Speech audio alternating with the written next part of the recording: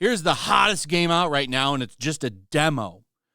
A demo has over 300,000 people playing it. It actually dethroned Marvel Rivals. And there's a couple reasons for that. Some people like mech games. Some people like new multiplayer games. And, of course, some people like sexy-looking characters. So this game's got a couple of things. The pilots have jiggle physics. You can create your pilot. There's sliders for the chest and the butt. And naturally, people don't like that. Well, let me take that back. Most people don't even care or do like it. And then there's some that get all butthurt anytime you put a woman in a game that doesn't look like a beanpole, a man, or she's fat, something like that. That's usually the way things go. They got to either look like a trans woman, or they need to be fat, or they got to have the body of a beanpole. That's usually how it goes. So over on Steam, naturally, there's people review bombing the game because you can have sliders that make your character look like this. And believe me, they jiggle. Everything does. I don't care. This doesn't make or break the game for me because you're not even really playing as the pilot, I don't think. I downloaded the demo earlier today. I haven't played it yet, but I intend to. I like mech games. Armored Core, fantastic series. I had a great time with Armored Core last year when it dropped. Came out last year, right?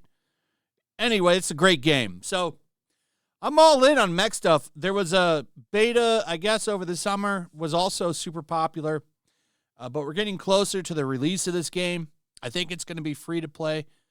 Given how many people are playing it right now, I think it's likely going to be a huge game. But here's some of the reviews. This is from Yuri.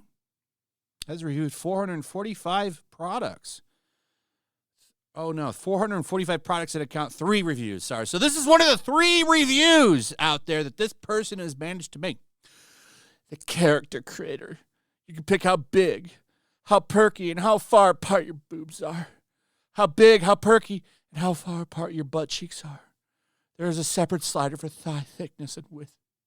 The combat, press L mouse button to shoot, press R mouse button to melee dash. There is a weird pause between every input.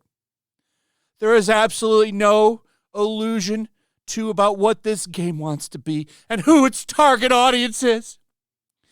If you like boobarellas, then this is your game. If you like mech combat, I'd suggest something else. So, we got one right here. Here's another one. Obnoxiously sexualized. You're forced to watch an animation of your character's chest wobbling after every death. I like how people are putting these baby things on here. And I can't stand these people. Don't play the game then. There's plenty that will. I love that all of this is shifty. Like, companies are ignoring these people now, and I think that's fantastic. Well, we can still enjoy their salt. Absolutely. We are going to enjoy that salt. Like this from The Gamer. The Gamer. Gaymer. Even though they don't spell it that way. That's how I refer to them. Mecha BREAK's character models aren't a victory because nobody cares. Well, why are you writing the article then? Why are you writing the article if you don't care? Now, The Gamer quickly writes articles on all kinds of shit. They hate beautiful women, 100%. They have a huge hard-on for J.K. Rowling. I don't know how this website stays in business. I expect them, now that all of that DEI money is getting stomped out, to go out of business by the end of the year. Like Politico and all those other websites that were getting tons of money from our tax funds. Now, I don't know if they're getting anything like that, but they're obviously probably under the umbrella of somebody else. I expect a lot of these websites to be out of business by the end of the year, to be honest. By the way, the editor-in-chief of The Gamer wrote this. This is the person who runs The Gamer. and they are male to female and complaining about beautiful women. I wonder why that is. So we have this whole article about why this game is not going to be a breakout. You need to stop enjoying it out of spite. You can't enjoy it out of spite. You need to look at it in another lens. To have this summarized, Mecha BREAK is gaining traction for its character models, but the focus on aesthetics overshadows gameplay. Critics argue that the game's reliance on hypersexualized designs detracts from creativity and depth. The discourse around it reflects a broader culture war in gaming, where enjoyment is often politicized. Positive previews exist, but concerns linger about the trend of monetized live service games over meaningful single-player experiences. And I agree on that. I like meaningful single-player experiences. However, to get into the culture war thing, gaming has been in a shitty place for a while. Like 14% of gamers just play consoles from like before 2009 or something. Was reading the other day. AAA games are dying off. They just canceled that Wonder Woman game. By the way, if you badmouth that Wonder Woman game that got canceled, one of the senior writers will come for you if you celebrate the game getting scrapped. By the way, this game was apparently a story that we needed for today's times. At least that's what Tracy, them, a writer on the game, had to say. I know every dev will say this about something they worked on, but it was going to be amazing. I am not allowed to say much, but I can at least say that every single person pouring their heart into it and showed our narrative team had a fantastic and deeply meaningful story, especially in these really difficult times, which is, of course, Trump. I felt the world really needed the story we were telling. I'm sorry, Stacy, and all the other critics that are mad that this game has sexy women in it. Western gaming has made it so hard to have beautiful women in games that every time one comes out, it gets celebrated. And it's just the way it is because people are tired of it.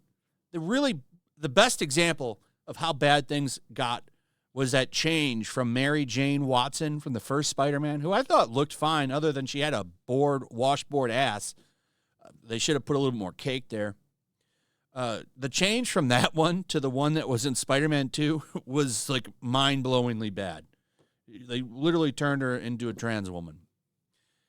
And it's like, you can't really call this a conspiracy when you're seeing it in all of these modern games. Dragon Age the Veilguard, which, by the way, is free on PlayStation Plus. That's got to be a new record. They announced recently that over on PlayStation Plus, you'll be able to get Dragon Age the Veilguard for free. That's got to be some kind of new record. What is that, 4 months? Man, I'd be pissed if I spent money on this. Some people spent $70 on this, and now you're going to get it for free if you're on PlayStation. But this is just the beginning. If it's already free on PlayStation, I expect it to go on sale big time for Steam and Xbox next. But anyway, Mecha BREAK, breaking records. I think it looks great, and I totally plan on playing it probably tonight. Probably not going to stream it or anything, but I am looking forward to playing this. I love mech games. Man, remember Titanfall? I wish that was still going. I like seeing, at the least, I love seeing a mech game get love, because that's a genre that I do really appreciate. Big fan of Gundam. I like mechs. Anyway, that's pretty much it. Let me know what you guys think about all of this. I'd like to hear from you in the comments. Also, if you would, please like, subscribe, share the video. Make sure you're still subscribed. Hit that notification bell. We'll see you on the next one.